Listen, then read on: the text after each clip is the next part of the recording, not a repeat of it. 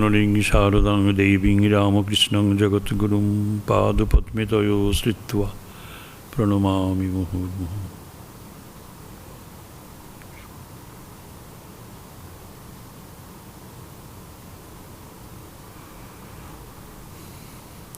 ওম তব কথামৃতম তপ্তজীবনম কবিভিরীডিতম কল্মষামহং শ্রবণমঙ্গলম শ্রীমতাততম ভুবি গৃহন্তি ভূরিদা জনা।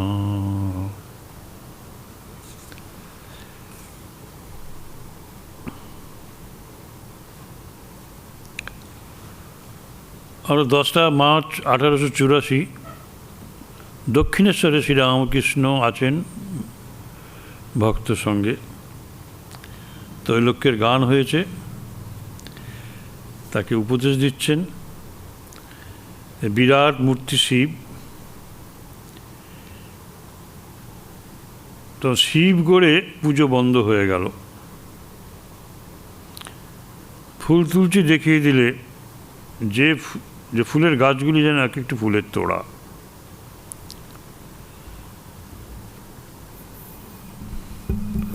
তো তৈলক্য বলছেন, আহা ঈশ্বরের রচনা কি সুন্দর।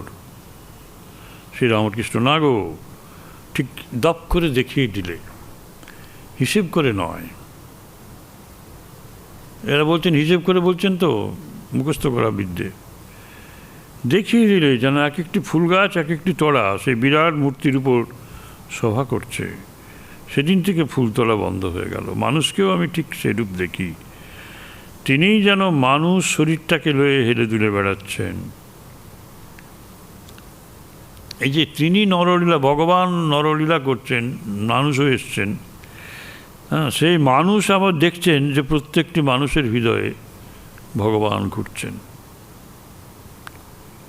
বাবা, যেমন ঢেউয়ের উপর একটা বালিশ ভাসছে, বালিশটা এদিক ওদিক নড়তে নড়তে চলে যাচ্ছে, কিন্তু ঢেউ লেগে একবার উঁচু হচ্ছে, আবার ঢেউয়ের সঙ্গে নিচে এসে পড়ছে। শরীরটা দুদিনের জন্য, তিনিই সত্য। শরীর এই আছে, এই নাই। শরীর আর শরীরই। শরীরে যিনি থাকেন, ক্ষেত্রজ্ঞ তিনি শরীরই।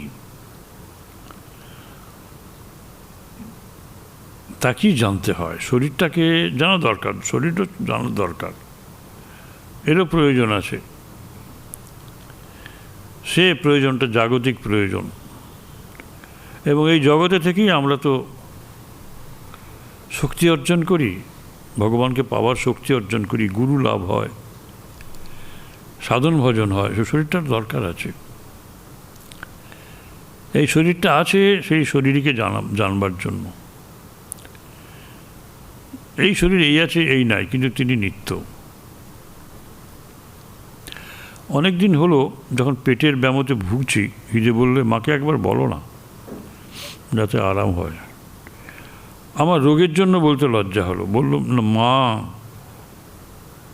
সোসাইটিতে, তো এশিয়াটিক সোসাইটিতে মানুষের হাড়, স্কেলিটান দেখেছিলাম, তার দিয়ে জুড়ে জুড়ে মানুষের আকৃতি।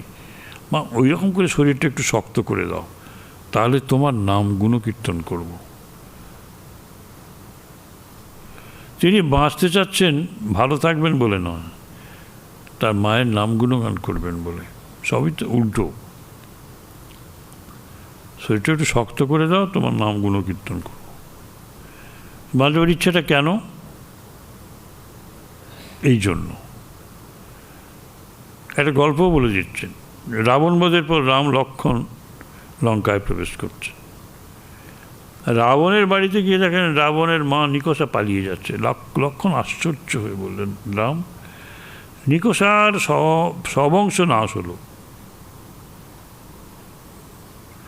তবু প্রাণের উপর এত টান।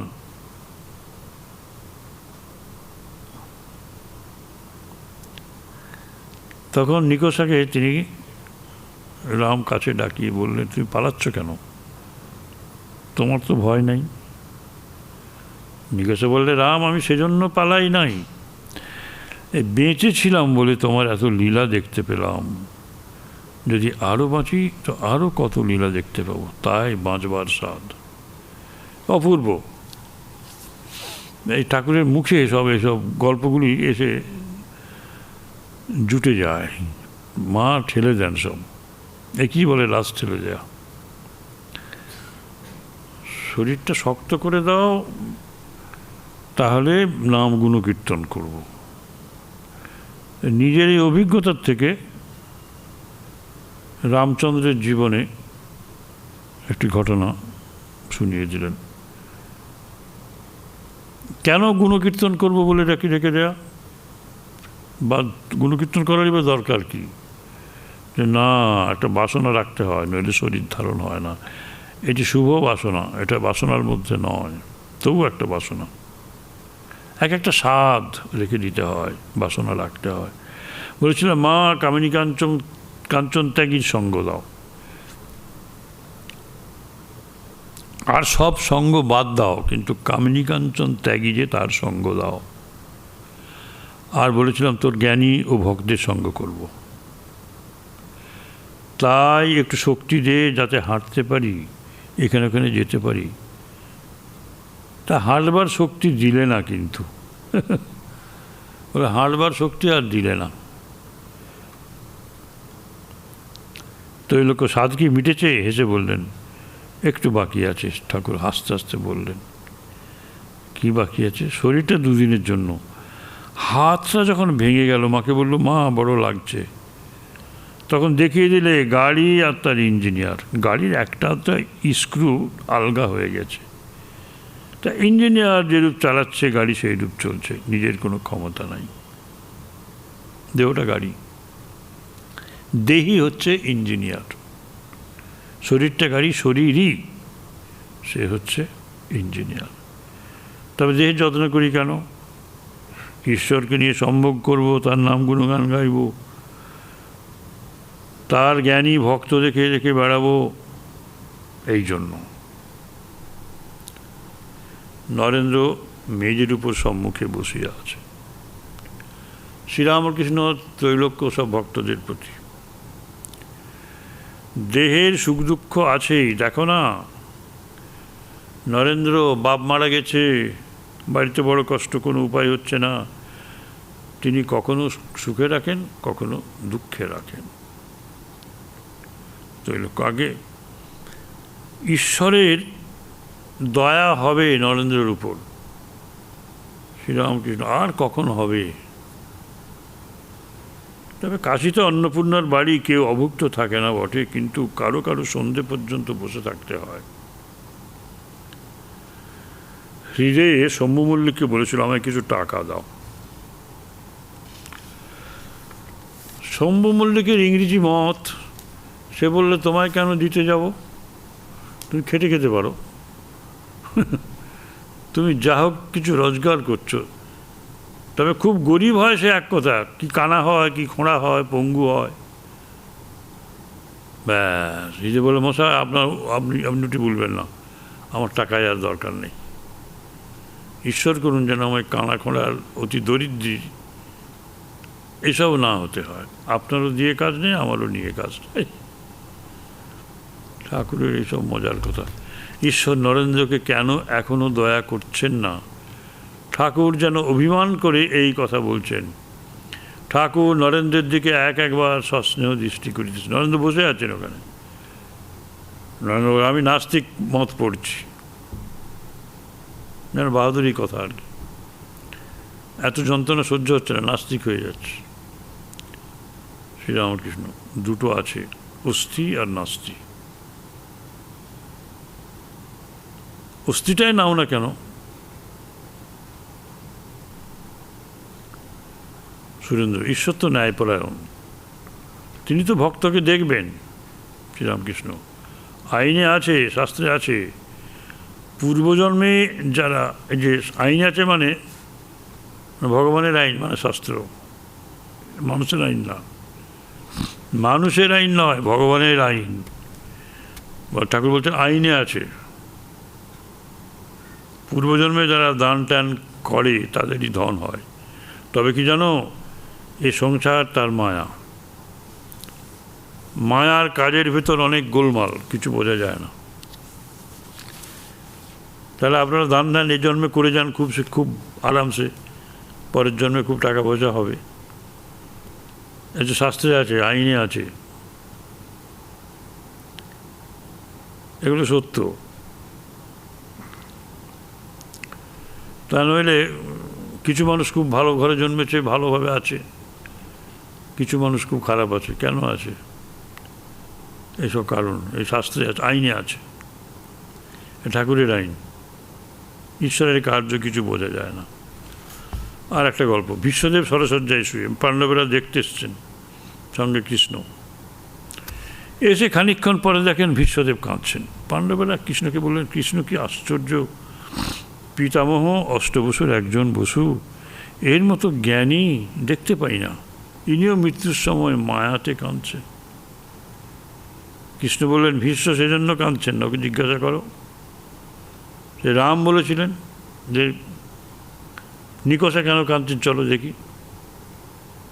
এই জন্য কাঁদছেন না, এই জন্য পালাতে চাচ্ছেন না। ইনি কাঁদছেন, উনি পালাতে চাচ্ছেন।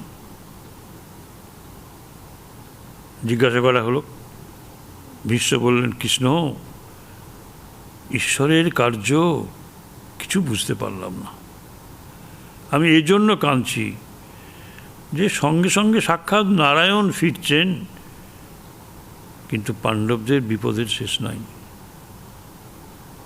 এই কথা যখন ভাবি, দেখি যে তার কার্য কিছুই বোঝবার জন্য নাই। আমায় তিনি দেখিয়েছিলেন পরমাত্মা, যাকে বেদে শুদ্ধ আত্মা বলে, তিনি কেবল একমাত্র অটল, সুমেরুবৎ নির্লিপ্ত, সুখ দুঃখের অতীত। শুদ্ধ আত্মা পরমাত্মা, তিনি নির্লিপ্ত। তার মায়ার কাজে অনেক গোলমাল, কিন্তু তাতে গোলমাল নেই, মায়ার কার্যে গোলমাল। মায়ার জগতে সব কিছু হয় তো। এখানে যত না নিয়ম তত অনিয়ম, এটির পর ওটি, ওটির থেকে ওটি হবে, এসব বলবার জন্য নাই। আইনস্টাইনের হাইজেনবার্গের আনসার্টেনটি প্রিন্সিপাল বেশি এলো। এখানে অনেক গোলমাল মায়ার রাজ্যে, এটির পর ওটি হবে, ওটির পর ওটি হবে, তা না। লাল জবা গাছে শুধু লাল ফুলই ফুটবে তা নয়, সাদা জবাও হবে। অর্থাৎ আইনস্টাইন রিলেটিভিটি প্রমাণ করলেন, মায়ার অস্তিত্ব ওটাই, জগৎটা মিথ্যে, সত্য নয়, রিলেটিভ। হাইজেনবার্গ বললেন, তোমার রিলেটিভ ওয়ার্ল্ড ওটাও অনিশ্চিত, আবার ওখানে কোনো নিয়ম টিয়ম নেই, বিধিবদ্ধ নিয়ম নেই, আনসার্টেন সব। এইটি বলছেন, এটির পর এটি হবে, ওটির পর এটি হবে, সব নেই। কুঁড়ে ঘরে বাজ পড়ে গেল, তার পাশে একটা 5তলা বাড়ি রয়েছে।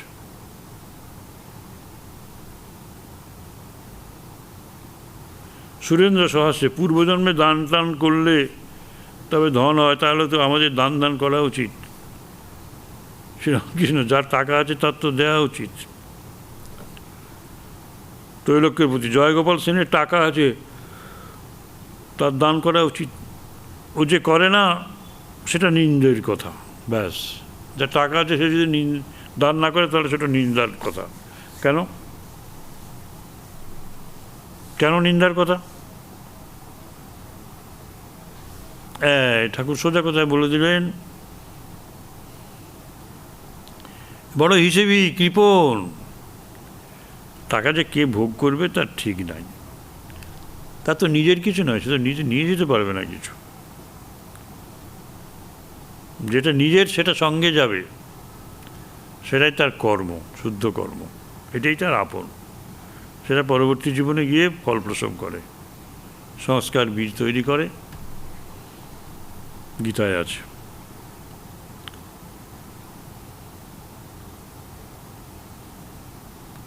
জয়গোপাল সেদিন এসেছিল, গাড়ি করে আসে, গাড়িতে ভাঙা লণ্ঠন, ভাগাড় ফেরত ঘোড়া, মানে ঘোড়াগুলো একদম ভাগাড়ে যাবার যোগ্য, সেইগুলোকে নিয়েছে। মেডিকেল কলেজের হাসপাতাল ফেরত দারবান ঠাকুরের অবজারভেশন। আর এখানের জন্য নিয়ে হলো দুটো পচা ডালিম, সবাই হাসছে। প্রচুর টাকা। সুরেন্দ্র, জয়গোপালবাবু ব্রাহ্ম সমাজের। এখন বুঝি কেশববাবুর ব্রাহ্ম সমাজে সেরূপ লোক নাই। বিজয় গোস্বামী, শিবনাথ, আর বাবুরা সাধারণ ব্রাহ্ম সমাজে আছে।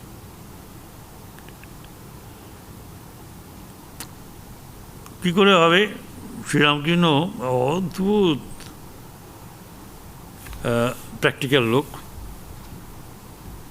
বললেন তো যে ভালো লোক নাই।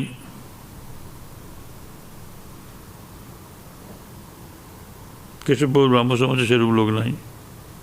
ওরা সাধারণ, বিজয় গোস্বামী, শিবনাথ আর সব বাবুরা সাধারণ ব্রাহ্ম সমাজ করছেন। আর গোবিন্দ অধিকারী যাত্রার দলে ভালো লোক রাখত না, ভাগ দিতে হবে বলে। দেখুন, এসব লিখছেন মাস্টারমশাই। সেই যুগের সেসব লোকদের ক্রিটিসিজম করে। কেশবের শিষ্য একজনকে সেদিন দেখলাম, কেশবের বাড়িতে থিয়েটার হচ্ছিল, দেখলাম সে ছেলে কোলে করে নাচছে, আবার শুনলাম লেকচার দেয়। ঠাকুর দেখছেন এসব। নিজেকে কে শিক্ষা দেয় তার ঠিক নাই।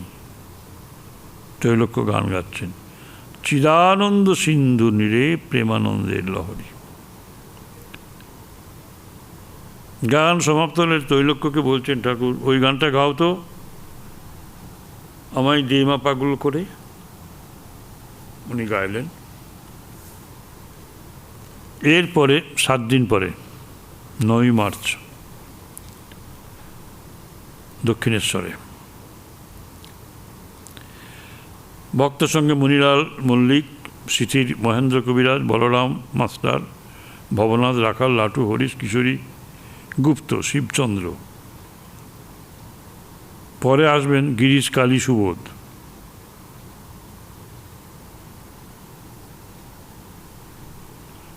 পূর্ণ, ছোট নরেন, এরা এখনো তাঁকে দেখেন নাই।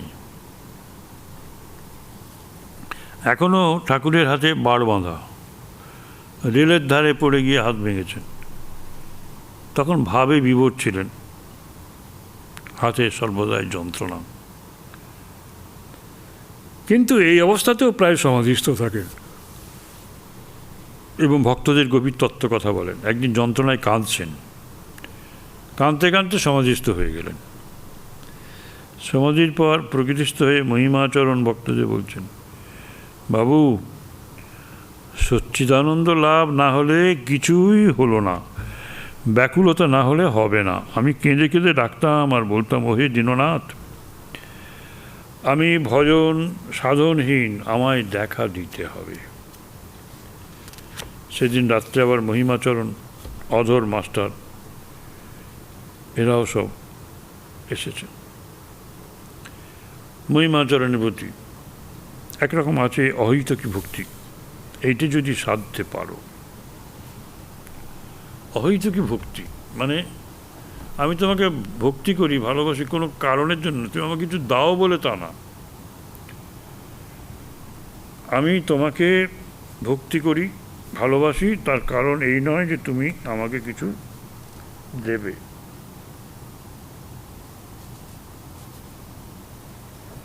কোনো হেতু নেই, কোনো কারণ নেই, অহৈতুকী, হেতু ছাড়া। এটা হয় হয় আমার নিজের জন্য কিছু চাচ্ছি না, তোমার ইচ্ছা পূর্ণ করো আমার জীবন মাঝে। তোমার ইচ্ছা পূর্ণ করো আমার জীবন মাঝে। তোমার ইচ্ছাটাই আমার জীবনের ইতিহাস হয়ে যাক, জীবন কাব্য। আমার কোনো ইচ্ছা নেই। আমি এই জন্য তোমাকে ভালোবাসি। সুখে রাখো, দুঃখে রাখো, কিছু না।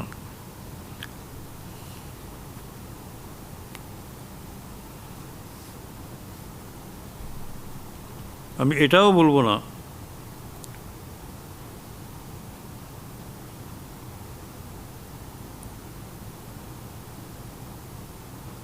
যে তোমাতে মতি হোক বা আমার দেহটা নিরোগ থাক, সেও বলবো না। তোমার ইচ্ছা পূর্ণ করো আমার জীবন মাঝে। অধরকে বলছেন এই হাতটাতে একটু হাত বুলিয়ে দিতে পারো?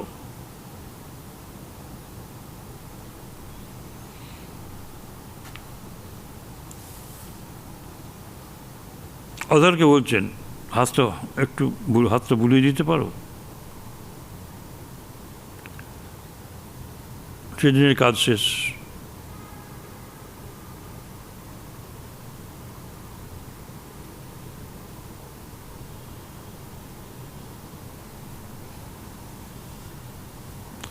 প্রশ্ন উঠল এশিয়াটিক মিউজিয়ামে যাওয়া হবে কিনা।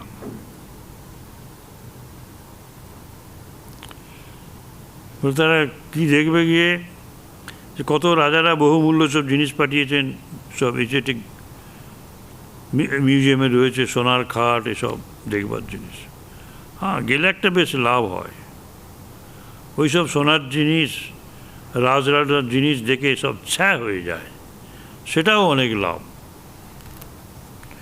যে কারা করেছিল এখন কোথায় পড়ে আছে সেসব জিনিস, আর ওর জন্য তোমাদের মনে আর বিলাপ থাকবে না, বাসনা থাকবে না।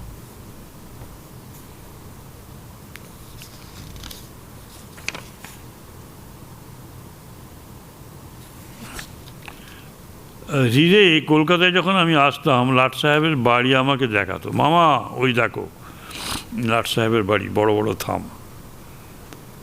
মা দেখিয়ে দিলেন কতগুলো মাটির ইট উঁচু করে সাজানো, ভগবান আর তার ঐশ্বর্য। ঐশ্বর্য দুদিনের, ভগবানই সত্য, বাজিকর আর তার বাজি।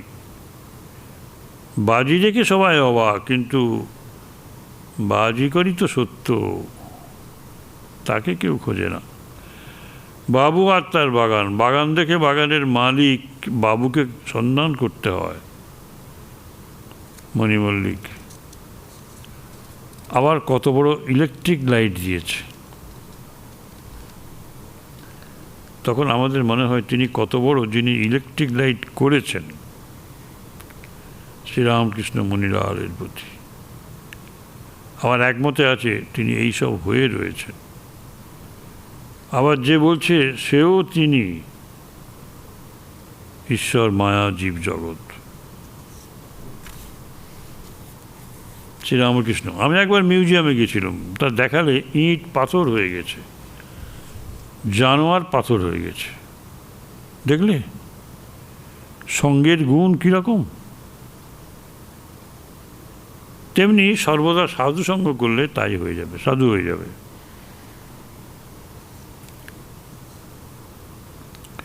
মণিমল্লিক বলতে, আপনি ওখানে একবার গেলে আমাদের 10-15 বৎসর উপদেশ চলতো।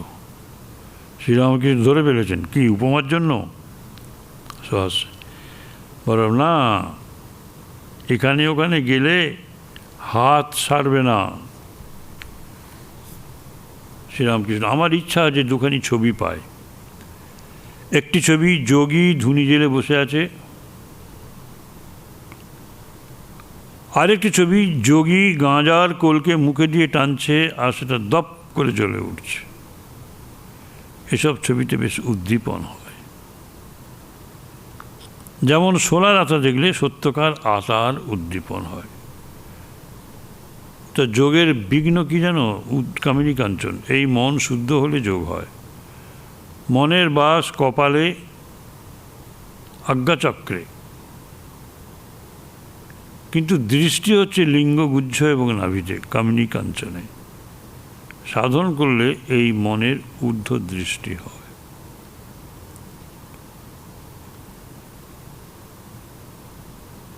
কি সাধন করলে মনের ঊর্ধ্ব দৃষ্টি হয়? সর্বদা সাধুসঙ্গ করলে তবে জানতে পারা যায়। ঋষিরা সর্বদা নির্জনে নয় সাধুসঙ্গে থাকতেন। তারা অনায়াসে কামিনী কাঞ্চন ত্যাগ করে ঈশ্বরেতে মন যোগ করেছিলেন, নিন্দা ভয় কিছু নাই।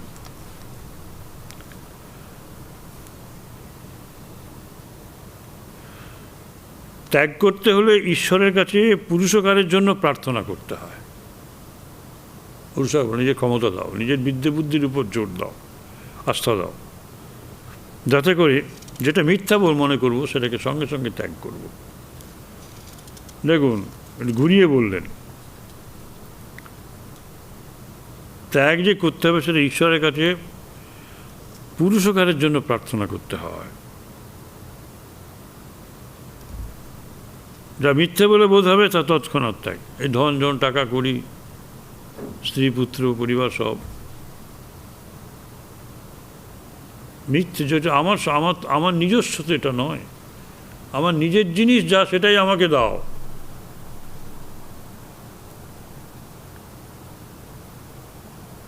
বোধহয় ঋষ্যসিংহ মুনি জনরাজাকে বলেছিলেন, এক কথায় ব্রহ্মজ্ঞান চেয়েছে। তো জনরাজা তো খুঁজেই পেল নিজের জিনিসটা কোনটা। নিজের জিনিসটা আমাকে দাও, তোমার নিজের জিনিস, যেগুলো আমার কোনোটাই নিজের নয়, সব বানিয়ে তোলা। এই বানিয়ে তোলা কাপড়েই কেউ রাজা আর কেউ ভিখিরি, উলঙ্গের কোনো পরিচয় নেই, রবীন্দ্রনাথ বলেছিলেন। তা বললেন পুরুষকার, যে আমি যেটা মিথ্যে বলে মনে করব সেটা যেন ত্যাগ করতে পারি, এই ক্ষমতাটা দাও, এই ইচ্ছেটা দাও। ঋষিদের এই পুরুষকার ছিল। পুরুষকারের দ্বারা ঋষিরা ইন্দ্রিয় জয় করেছিলেন। কচ্ছপ যদি তার হাত পা যদি হাত পা ভেতরে শাঁত করে দেয়, 4খানা করে কাটলেও হাত পা আর বার করবে না। সংসারী লোক কপট হয়, সরল হয় না। মুখে বলে ঈশ্বরকে ভালোবাসি, কিন্তু বিষয়ে যত টান, কামিনী কাঞ্চনে যত ভালোবাসা, তার অতি অল্প অংশও ঈশ্বরের দিকে দেয় না, অথচ মুখে বলে ঈশ্বরকে ভালোবাসি। মণিমল্লিকের প্রতি কপটতা ছাড়ো। মণিলাল তখন বলছেন, মানুষ সম্বন্ধে না ঈশ্বর সম্বন্ধে? শ্রীরামকৃষ্ণ, সব রকম, মানুষ সম্বন্ধেও বটে, ঈশ্বর সম্বন্ধেও বটে। কপটতা করতে নাই, কপটতা করতে নাই। কেন ভবনাথ কেমন সরল, বিবাহ করে এসে আমি বলছি স্ত্রীর উপর আমার এত ভালোবাসা হচ্ছে কেন, এত স্নেহ হচ্ছে কেন? তার স্ত্রীর উপর ভালোবাসা হবে না? এটি জগন্মাত আর ভুবন মোহিনী মায়া। স্ত্রীকে বোধ হয় যে পৃথিবীতে আমার আপনার লোক আর হবে না, আপনার লোক জীবনে মরণে ইহকালে পরকালে। অথচ দেখো এই স্ত্রী নিয়েই মানুষ কি না দুঃখ ভোগ করছে, তবু মনে করে যে এমন আত্মীয় আর কেউ নাই। কি দুরবস্থা! 20 টাকা মাইনে, তবু তো 20 টাকা মাইনে, অনেকে তো তাও নেই। 3টে ছেলে হয়েছে, তাদের ভালো করে খাওয়াবার শক্তি নেই, বাড়ির চার দিয়ে জল পড়ছে, মেরামত করবার পয়সা নেই, ছেলের নতুন বই কিনে দিতে পারে না, ছেলের পৈতে দিতে পারে না, এর কাছে 8 আনা ওর কাছে 4 আনা ভিক্ষে করে।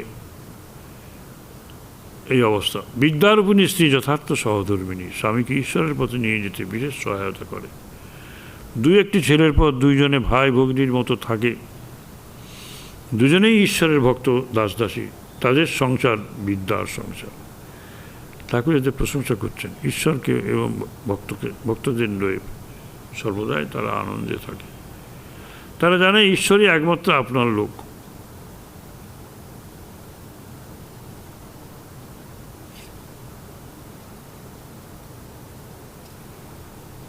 অনন্তকালের আপনার, সুখে দুঃখে তাকে ভুলে না, যেমন পাণ্ডবেরা। সংসারীদের ঈশ্বরের অনুরাগ ক্ষণিক, যেমন তপ্ত খোলায় জল পড়েছে, ছ্যাঁক করেই উঠল, তারপর শুকিয়ে গেল। সংসারী লোকেদের ভোগের দিকে মন, তাই জন্য সে অনুরাগ, সে ব্যাকুলতা নেই, পুরুষকারও নেই। একাদশী 3 প্রকার। প্রথম নির্জলা, জল খাবে না। তেমনি ফকির, পূর্ণত্যাগী, একেবারে সব ভোগ ত্যাগ। দ্বিতীয়, দুধ সন্দেশ খায়, ভক্ত যেমন গৃহে সামান্য ভোগ রেখে দিয়েছে।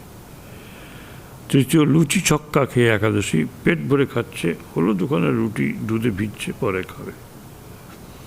লোকে সাধন ভোজন করে, কিন্তু মন কামিনী কাঞ্চনে, মন ভোগের দিকে থাকে, তাই সাধন ভোজন ঠিক হয় না। হাজরা এখানে অনেক জপ তপ করতো, হাজরা, প্রতাপ হাজরা, কিন্তু বাড়িতে স্ত্রী ছেলেপুলে জমি এসব ছিল, কাজেই জপ তপও করে, ভিতরে ভিতরে দালালিও করে। এসব লোকের কথা ঠিক থাকে না। এই বলে মাছ খাবো না, আবার খায়। টাকার জন্য লোকে কিনা করতে পারে, ব্রাহ্মণকে সাধুকে মোট পর্যন্ত পোহাতে পারে। সন্দেশ পচে যেত, এসব হাজরা করতো, সন্দেশ পচে যেত, তবু এসব লোককে দিতে পারতুম না।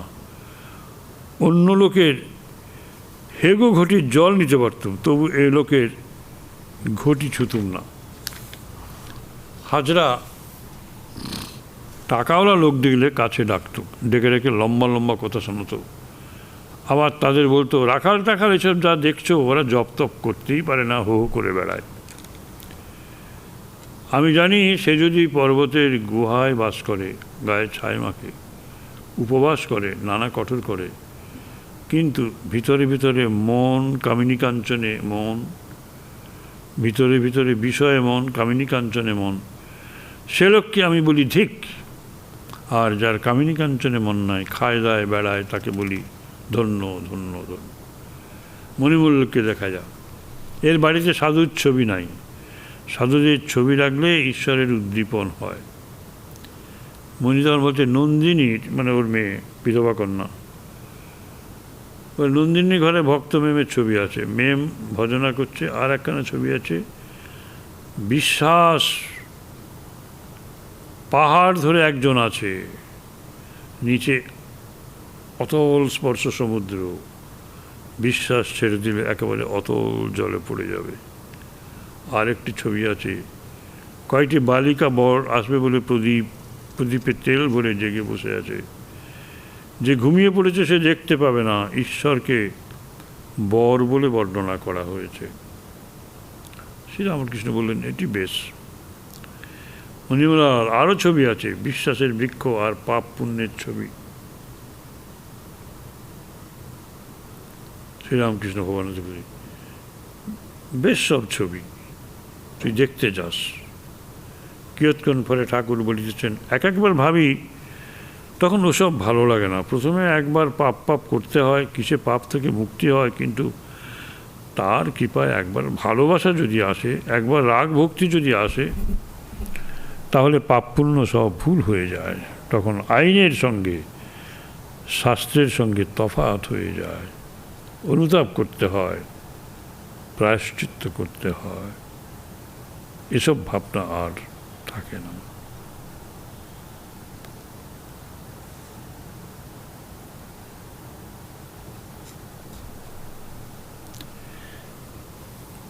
এই যে বলছেন, রাগ ভক্তি যদি আসে, তাহলে পাপ পুণ্য সব ভুল হয়ে যায়, তখন আইনের সঙ্গে শাস্ত্রের সঙ্গে তফাৎ হয়ে যায়। পাপ করলে আইন শাস্তি দেবে, কিন্তু এই যদি রাগ ভক্তি আসে,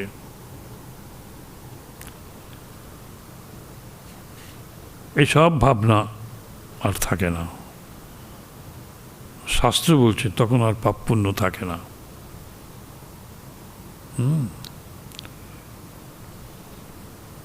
রত্নাকর দস্যু কত মানুষ মেরেছে, যখন সে তো আইন তার ব্যবস্থা করবে,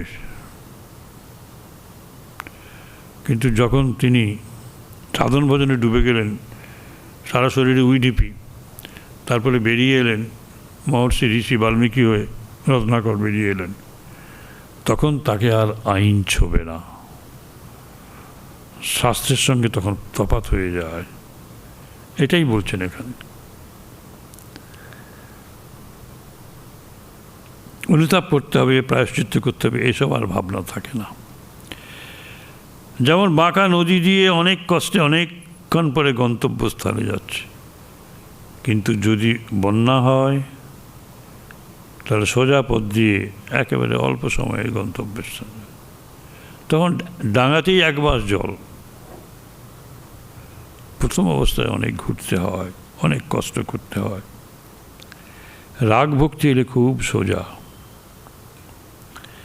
যেমন মাঠের উপর ধান কাটার পর যে দিক দিয়ে যাও, আগে আলের উপর দিয়ে ঘুরে ঘুরে যেতে হতো, এখন যে দিক দিয়ে যাও। যদি কিছু খড় থাকে জুতো পায়ে দিয়ে চলে গেলে আর কোনো কষ্ট নাই। বিবেক, বৈরাগ্য, গুরুবাক্যে বিশ্বাস এসব থাকলে আর কোনো কষ্ট নাই। মনিলাল: আচ্ছা, ধ্যানের কি নিয়ম? কোথায় ধ্যান করতে হয়? শ্রীরামকৃষ্ণ: হৃদয় হচ্ছে ডঙ্কা পেটা জায়গা, হৃদয়ে ধ্যান হবে, অথবা সহস্রারে, মাথায়। এগুলি আইনের ধ্যান, শাস্ত্রে আছে। তবে তোমার যেখানে অভিরুচি ধ্যান করতে পারো। ঠাকুর কিন্তু আইন বললে শাস্ত্র বোঝান, আইন মানে শাস্ত্র বলছেন, ভগবানের আইন মানে শাস্ত্র। এসবই তো ব্রহ্মময়, কোথায় তিনি নাই। যখন বলির কাছে 3 পা ভূমি চাইলেন না নারায়ণ, বামন, তখন সেই 3 পায়ে স্বর্গমর্ত পাতাল ঢেকে ফেললেন। কোন স্থান বাকি ছিল? গঙ্গা তীরও যেমন পবিত্র, আবার যেখানে মাটি খারাপ মাটি সেও সেমনি পবিত্র। আবার আছে এই সমস্ত তারই বিরাট মূর্তি। নিরাকার ধ্যান, সাকার ধ্যান। নিরাকার ধ্যান বড় কঠিন। সে ধ্যানে যা কিছু দেখছো শুনছো লীন হয়ে যাবে কেবল স্বস্বরূপ চিন্তা। সেই স্বরূপ চিন্তা করে শিব নাচেন। আমি কি, আমি কি, এই বলে শিব নাচেন। একে বলে শিবযোগ। ধ্যানের সময় কপালে দৃষ্টি রাখতে হয়, নেতি নেতি করে জগৎ ছেড়ে স্বরূপ চিন্তা।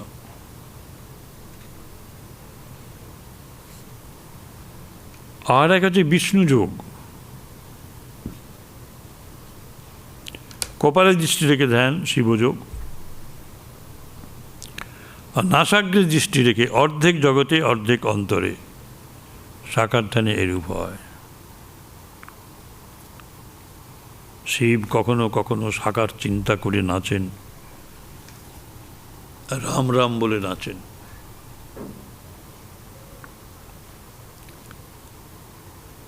মণিলাল মল্লিক পুরাতন ব্রহ্মজ্ঞানী। ভবনাথ রাখাল মাস্টার মাঝে মাঝে ব্রাহ্ম সমাজে যাইতেন। শ্রীরামকৃষ্ণ ওঙ্কারের ব্যাখ্যা ও ঠিক ব্রহ্মজ্ঞান, ব্রহ্মদর্শনের পর এ অবস্থা বর্ণনা করছেন। ভক্তদের প্রতি শব্দ ব্রহ্ম, ঋষিমুনিরা এই শব্দ লাভের জন্য তপস্যা করতেন। সিদ্ধ হলে শুনতে পাওয়া যায়, নাভি থেকে ওই শব্দ আপনি উঠছে, অনাহত শব্দ। একমতে শুধু শব্দ শুনলে কি হবে, দূর থেকে শব্দ কলাহ কল্লোল তো শোনা যায়। সেই শব্দ কল্লোল ধরে গেলে সমুদ্রে পৌঁছানো যায়। শব্দ শুনলে কি হবে, উপযোগিতাটা বলছেন, দূর থেকে শব্দ কল্লোল শোনা যায়, তখন বোঝা যায় যে কাছে কোথাও সমুদ্র আছে, সেখানে যাওয়া যায়। তেমনি এই শব্দ ব্রহ্ম, অনাহত শব্দ। শব্দটা উঠছে, তার সোর্সটা খুঁজতে হয়, তখনই খোঁজার প্রয়োজন হয় যখন শব্দটা শোনে। শব্দ ব্রহ্ম, ঋষিমুনিরা এই শব্দ লাভের জন্য তপস্যা করতেন। এই শব্দ শুনতে হবে, সিদ্ধ হলে শুনতে পায়, নাভি থেকে ওঠে। যেকালে কল্লোল আছে সেকালে সমুদ্র আছে। অনাহত ধ্বনি ধরে ধরে গেলে তার প্রতিপাদ্য ব্রহ্ম তার কাছে পৌঁছানো যায়। তাকেই বলা হয়েছে পরমপদ।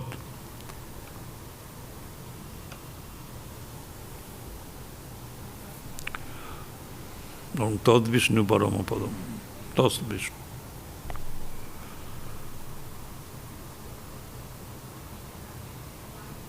বিষ্ণু পরমং পদম সদা পশ্যন্তি শূরঃ।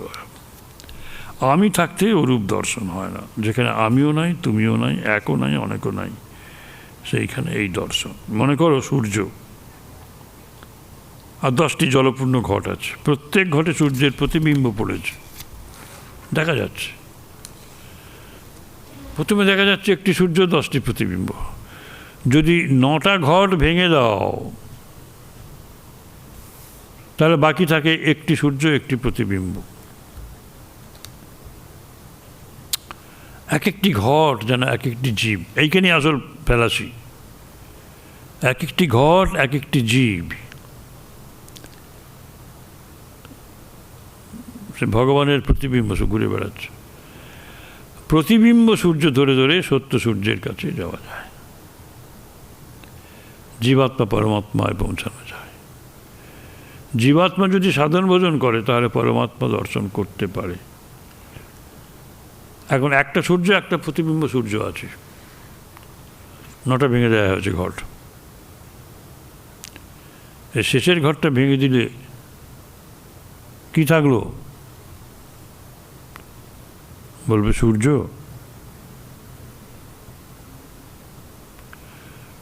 এগুলো তো জীব, কেউ তো নাই। কে বলবে?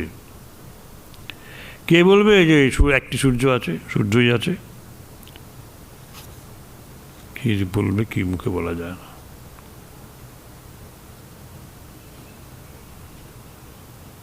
যখন জ্ঞান হয় তখন বোধ হয় ঈশ্বর সর্বভূতে আছেন। আর বিজ্ঞান হলে তখন ঈশ্বরের সঙ্গে নিশিদিন কথা আলাপ, শুধু দর্শন নয়। কীরকম বিজ্ঞান?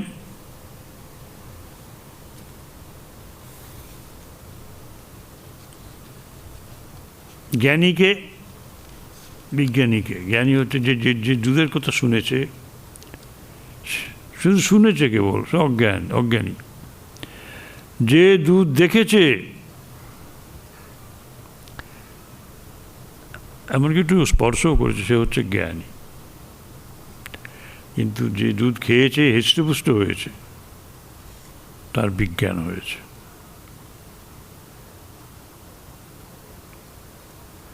জ্ঞানী সাধু আর বিজ্ঞানী সাধু প্রভেদ আছে। জ্ঞানী সাধুর বসবার ভঙ্গি আলাদা। জ্ঞানী সাধু গোপে চারা দিয়ে বসে, কেউ বলে কেমন বাবু, তোমার কিছু জিজ্ঞাসা আছে? যে ঈশ্বরকে সর্বদা দর্শন করছে, তার সঙ্গে কথা করছে বিজ্ঞানী, তার স্বভাব আলাদা।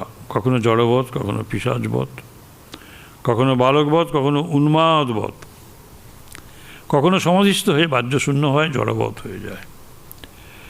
ব্রহ্মময় দেখে, তাই পিশাচবৎ। সূচি অসুচি বোধ থাকে না। হয়তো বাহ্যে করতে করতে কুল খাচ্ছে বালকের মতো। বিষ্ঠা মূত্র জ্ঞান নাই, সব ব্রহ্মময়। ভাত ডাল অনেক দিন রাখলে বিষ্ঠার মতন হয়ে যায়, পরিণাম সব উন্মাদবৎ। তার রকম সকম দেখে লোকে মনে করে পাগল, বালকবৎ। কোনো লজ্জা নেই, পাস নেই, ঘৃণা নেই, সংকোচ নেই। ঈশ্বর দর্শনের পর এই অবস্থা হয়। ঈশ্বর হচ্ছে বিশাল চুম্বক, ভেতরে কলকব্জ যেগুলো স্থির হয়ে আছে সব, এক একটা জিনিস, এক একটা অর্গান আছে মধ্যে, এক একটা ফাংশন করার জন্য তো সব গোলমাল করে দেয়। কীরকম? চুম্বকের পাহাড়ের কাছে যে জাহাজ যায়, জাহাজের স্ক্রু পেরেক সব আলগা হয়ে যায়। তেমনিভাবে ঠাকুর বলছেন যে ঈশ্বর দর্শনের পর, ঈশ্বর দর্শন মানে কি? ঈশ্বরের সান্নিধ্যে থাকলে পরে ওই রকমই হয়। যেগুলোকে নিয়ে আমরা মনে করি যে খুব র্যাশনাল, আমরা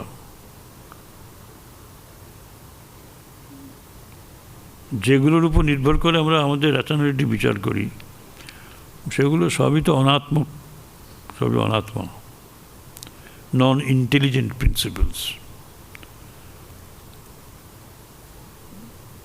তাই সেগুলো আলগা হয়ে যায়।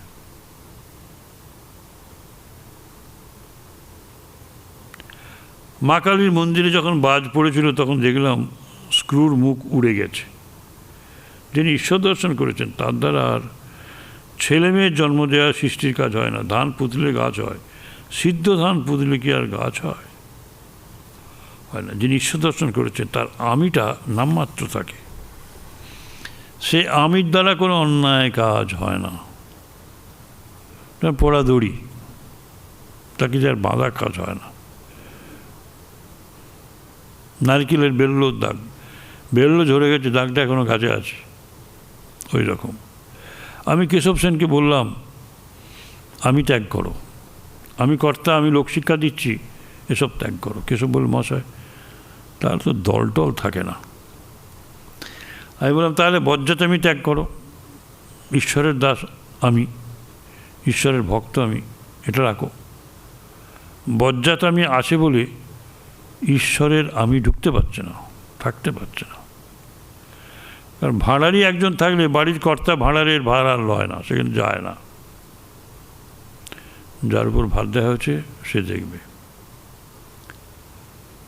দেখো, এই হাতে লাগার দরুন, মানে হাতটা ভেঙে গেছে তো পড়ে গিয়ে, রেল লাইনের ধারে পড়ে গিয়ে, রেলে হোঁচট খেয়ে পড়ে গেছে, বার বাঁধা আছে। তা আমার স্বভাব উল্টে যাচ্ছে এই হাতে এটা লাগার জন্য। এখন মানুষের ভেতর ঈশ্বরের বেশি প্রকাশ দেখিয়ে দিচ্ছে, নরলীলায় বিশ্বাস হচ্ছে, দেখতে পাচ্ছেন মানুষের ভেতর ঈশ্বরের বেশি প্রকাশ। স্বামীজি বলছেন, ইচ সোল পোটেন্সিয়ালি ডিভাইন। প্রতিটি মানুষ তারা পোটেন্সিয়ালি ডিভাইন, এবং তার অ্যাকচুয়ালি ডিভাইন হবে।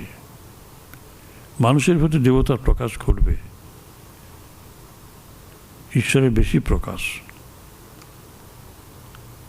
যেন বলছে, আমি মানুষের ভেতর রয়েছি, তুমি মানুষকে নিয়ে আনন্দ করো, নরলীলা পূর্ণ করো। অদ্ভুত জিনিস, কোথাও পাওয়া যাবে না এসব জিনিস। বেদ বেদান্ত ছাড়িয়ে গেছে, কে বলবে এসব? এসব শাস্ত্রে নেই। এই যে নরলীলা, এইভাবে তিনি শুদ্ধ ভক্তের ভিতর বেশি প্রকাশ। তাই নরেন্দ্র রাখালের জন্য এত ব্যাকুল হই। জলাশয়ের কিনারাতে ছোট ছোট গর্ত থাকে, সেইখানে মাছ কাঁকড়া এসে জমে। তেমনি মানুষের ভেতরে ঈশ্বরের বেশি প্রকাশ। ওইসব জিনিস, ঈশ্বরের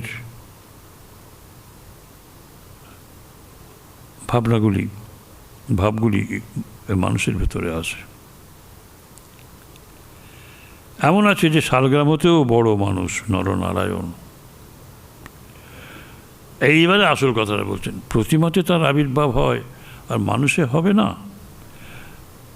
আমরা অনেকবার শুনেছি, এই নিয়ে বক্তৃতা দিচ্ছেন স্বামী গম্ভীর আনন্দজি, গম্ভীর মহারাজ তখন ছিলেন, জেনারেল সেক্রেটারি ছিলেন বেলুড় মঠে। উৎসব অনুষ্ঠানে উনি প্রায় এটা বলতেন। সেবাযোগের ব্যাখ্যাকর্তা উনি, স্বামীজির সেবাযোগ উনি ব্যাখ্যা করেছেন। আমরা ওর কাছ থেকে এই ব্যাখ্যাটা শুনেছিলাম। এই তার এখানে তার নির্যাস, প্রতিমাতে তার আবির্ভাব হয় আর মানুষে হবে না। অদ্ভুত কথা। তিনি নরলীলা করবার জন্য মানুষের ভেতরে অবতীর্ণ হন, যেমন রামচন্দ্র, শ্রীকৃষ্ণ, চৈতন্যদেব। এবং আমি নিজের কথাটা বলছেন না, অবতারকে চিন্তা করলে তো তারই চিন্তা করা হয়। ব্রাহ্মভক্ত ভগবান দাস আসিয়াছেন, ভগবান দাসের প্রতি। ঋষিদের ধর্ম সনাতন ধর্ম, অনন্তকাল আছে এবং থাকবে।